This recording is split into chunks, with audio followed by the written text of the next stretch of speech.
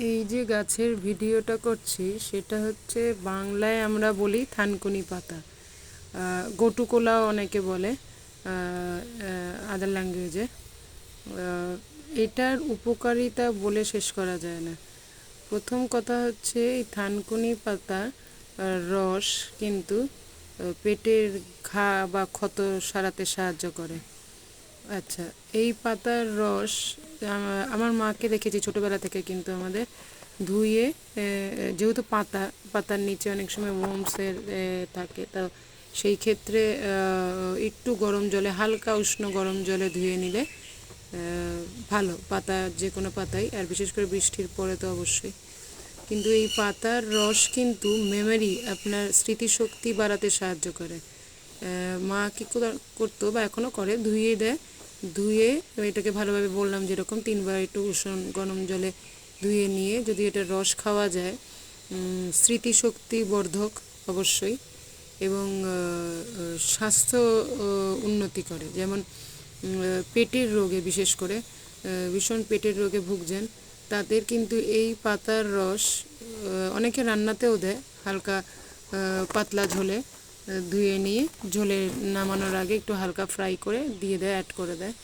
এতে যেটা হয় যে পেটের যে পেট খারাপ বা অনেক দিন ধরে স্বাস্থ্য বৃদ্ধি হচ্ছে না, বা যে কোনো কিছু খাচ্ছি আমাদের বদহজম হচ্ছে, এই এই এই রান্না করে খেলে বা পাতার রসটা খেলে কিন্তু পেটের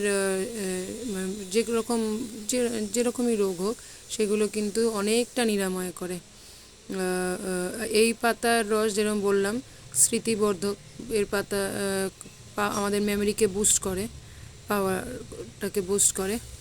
আচ্ছা, এই পাতার রস কিন্তু অ্যান্টি ইনফ্ল্যামেটরি, মানে এই পাতার রস অনেকে সোরিয়াসিস যাদের হয়, স্কিন ডিজিজ বা স্কিন আলসার, তাতে কিন্তু ভীষণ কাজ দেয় এই পাতার রস।